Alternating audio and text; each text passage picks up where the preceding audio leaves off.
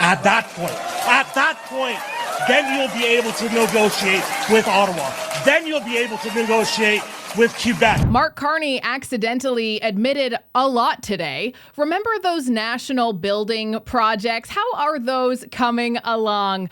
Well, he has confirmed a few things while he was speaking with Indigenous leaders. There's also another detail that might make your eyes roll so far to the back of your head, you may wish that we also had government-subsidized eye care. And if the BC Ferries issue involving the Chinese contract didn't boil your blood enough, how about this one? A taxpayer-funded betrayal of the Liberal government actively selling out Canada's tradespeople. I'm Jasmine Lane. Subscribe, follow, like, comment your thoughts down below, and share this video far and wide so more and more Canadians start to wake up. Plus, Danielle Smith has a new idea. What if we bill Ottawa for the damage done based on their ideological activist takeover of the federal government? Speaking of Liberal failures, Pierre Poilievre has finally said it. Elections in this country are a scam. All that and more coming up today on Over Opinionated. So our final panelist today, Marc-Andre, he's from CDPQ. It's not a member of Race to Zero per se. It's a co-founder. CDPQ is a co-founder of the Net Zero Asset Owners Alliance, which was founded a couple of years ago. So let's just get this all out. Okay, so that's Diana Fox Carney, Mark Carney's wife, who has been involved in pushing for net zero climate goals in Canada as far back on paper as I could find as 2013, ever so conveniently when Justin Trudeau was elected by the party to be their leader. And here is Marc-Andre Blanchard, who is Mark Carney's chief of staff, who is Mark Carney's fellow business investor. They're invested in the same companies, who is also the man who is managing Mark Carney's ethics screen. Okay, just listen to what he has to say. Really a climate strategy, and we published our first strategy then in 2017. It went very far. I mean, I can tell you, it went as far as we set very ambitious targets then, and actually we integrated at the time it was tied to our compensation. So to everybody's compensation at CDPQ, it's related to our carbon footprint and all of our objective of our climate strategy. It's a lot about also investing now in the transition. And also we've announced as a fourth pillar of our policy or our ambition that we will complete our exit from oil production by the end of 2022. And we'll continue to exclude investments in new oil pipelines. So again, that is Mark Carney's chief of staff and the man who is in charge of managing his investment portfolio. Pierre Poilievre came out yesterday to offer a variety of criticisms of the Prime Minister on this front. He specifically said at one point that this is a cornucopia of conflicts of interest in these investments like we have never seen before as a Canadian Prime Minister. What do you think of Mr. Poilievre's assessment? Yeah, absolutely. And he's not wrong. We've never seen this before. I mean, there is a difference between being in a conflict or having a conflict of interest and then not properly managing or mitigating your conflicts. Everyone who holds assets has potential conflicts when they take public office. The question is now, can they do what they need to do to make sure Prime Minister Carney mitigates those conflicts and does not put himself in a position to, I think, harm the public's trust.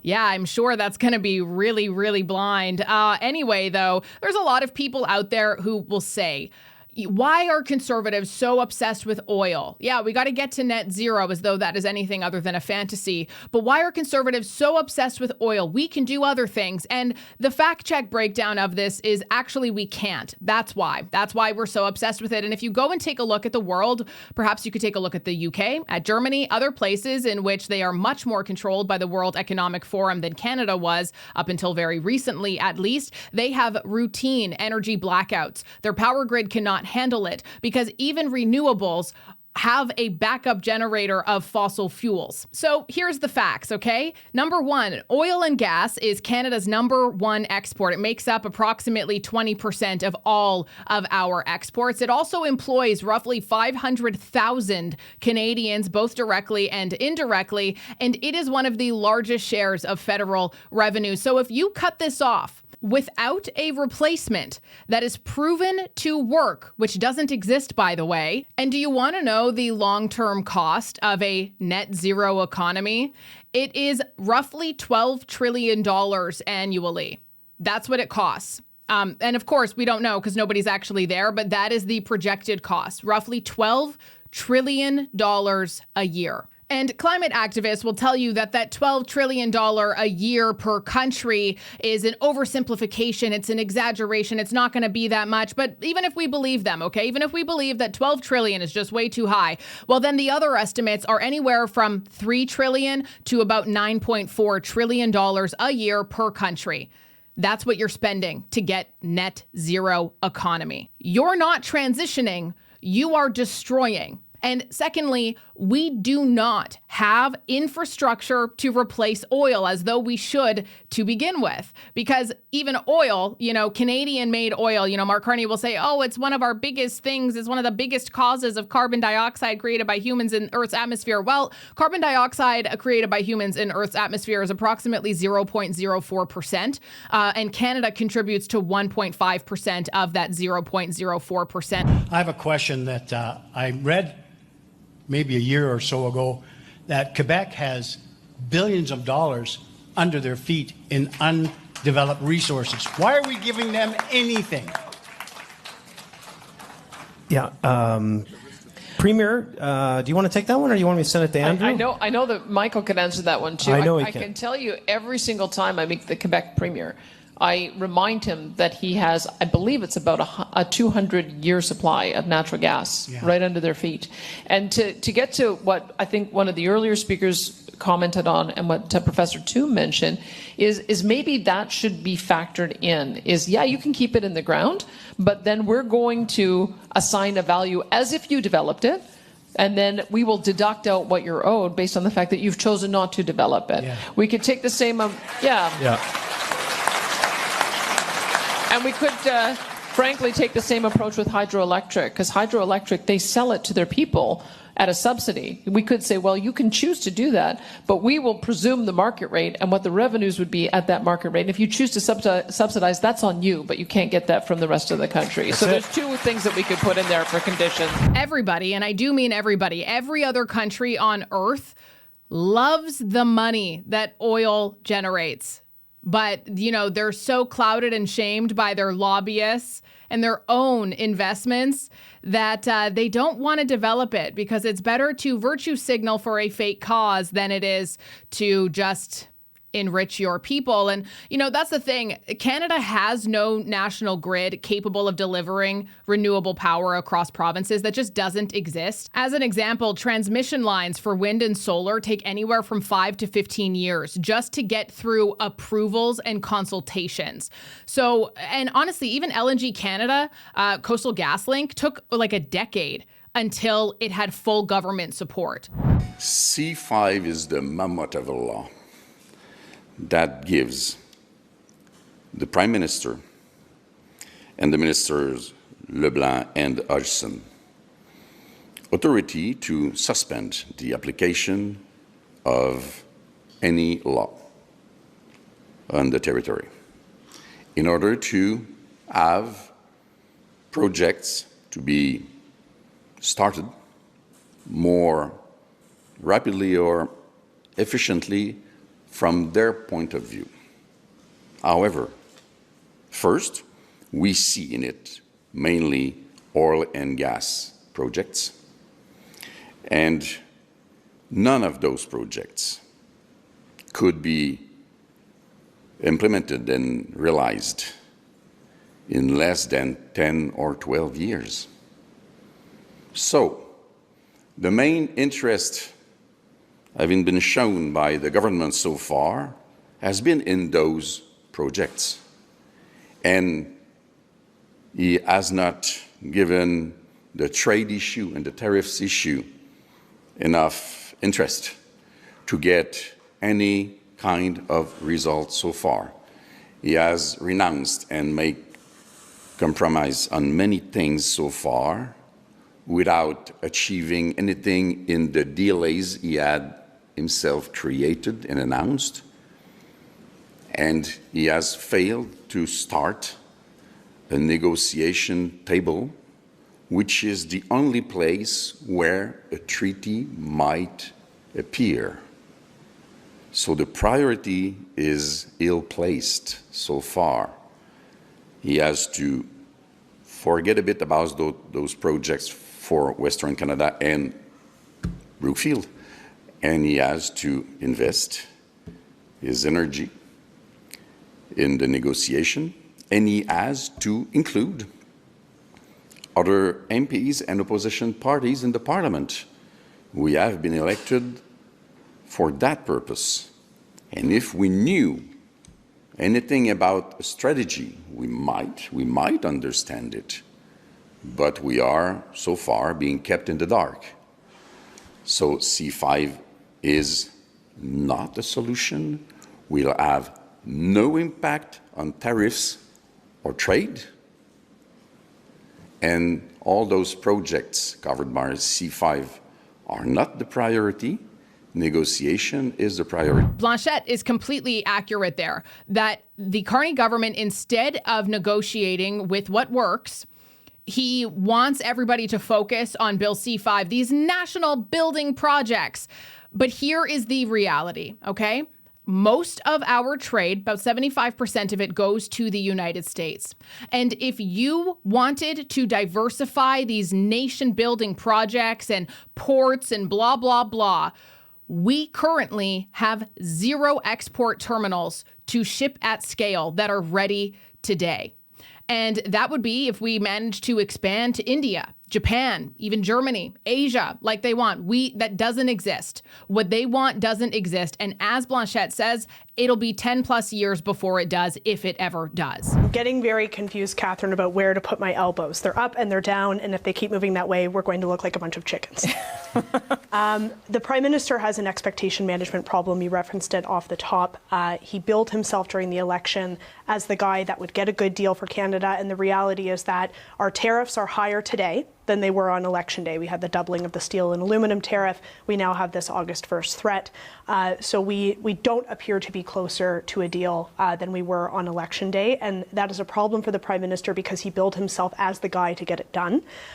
So what can Canada be doing if tariffs are the reality and other countries have them as their reality? What are we doing to systemically make investment in Canada better?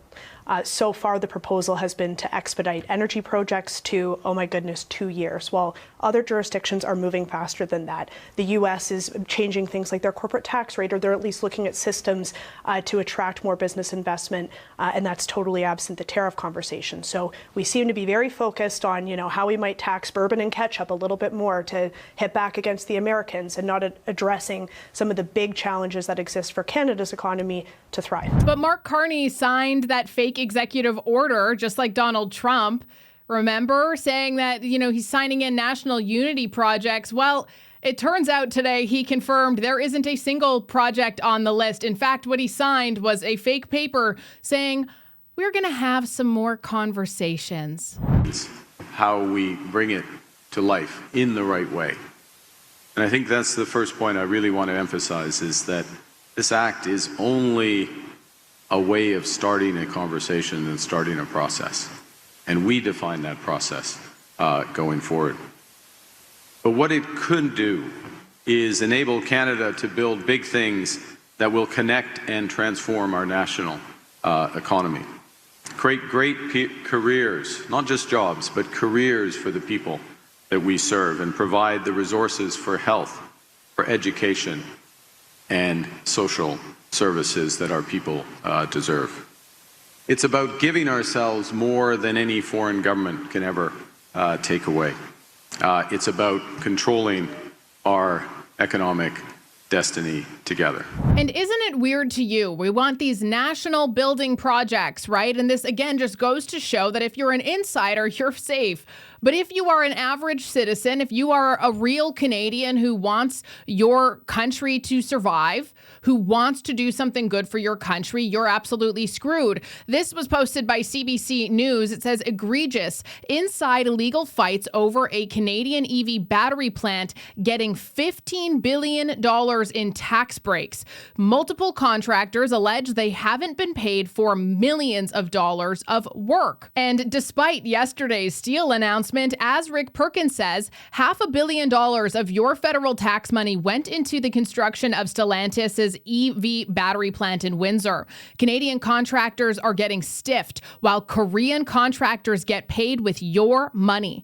Carney Liberals are allowing your money to buy China's steel to build the plant while Canadian steel is rejected by Stellantis. Time for a parliamentary inquiry. So to summarize this for you, the Nexstar EV battery plant in Windsor, it's a $5 billion project backed by $15 billion in federal and provincial incentives. But multiple Canadian companies now say they've been stiffed for tens of millions of dollars. There's multiple lawsuits that are alleging unpaid work, unsafe conditions, and incompetent oversight by South Korean contractors brought in by Nexstar. The project is jointly run by Stellantis, who, by the way, if you do some digging, Mark Carney, Justin Trudeau, Stellantis, lots of things there. And it is also a South Korea LG Energy Solution project. But the real friction is with the subcontracted Korean firms, because those firms were awarded massive contracts as much as $250 million, while local workers were laid off. So essentially, Windsor, which has the highest unemployment rate in Canada, if I'm not mistaken, is watching local tradespeople get benched while foreign firms collect all of our taxpayer dollars. Welcome to Canada's Green Jobs National Unity Building Projects revolution. The Building Canada Act defines projects in the national interest as those which meet 5 criteria: strengthening Canada's autonomy, our resilience, our security, providing other economic benefits to Canada, having a high likelihood of being successfully executed, contributing to clean development and our environmental objectives, and advancing the interests of Indigenous peoples.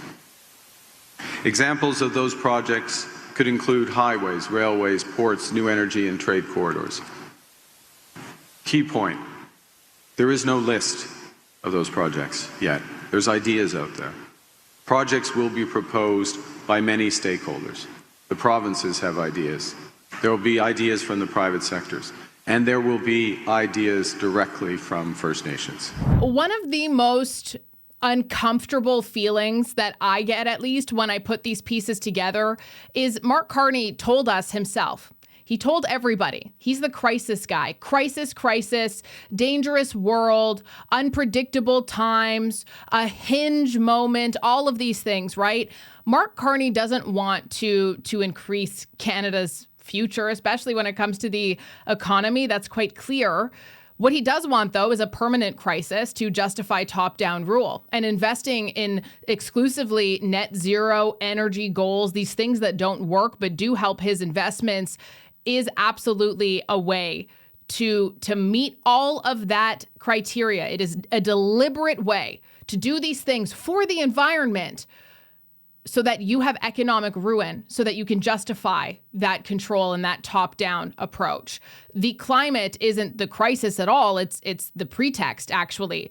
What they want isn't zero carbon, it's zero resistance. Ottawa continues or has ignored us and will continue to ignore us. It doesn't matter what we do here tonight or what the outcome of this is. They will continue to ignore us. There's one question only, that needs to be on a referendum, and that is, do you support Alberta exiting Canadian Confederation and becoming a sovereign nation? At that point, then you'll be able to negotiate with Ottawa.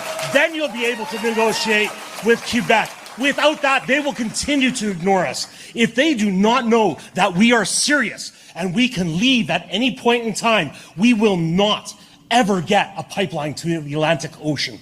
It is time to put the separation question on a ballot so that Alberta people can decide. Thank you. Thank you.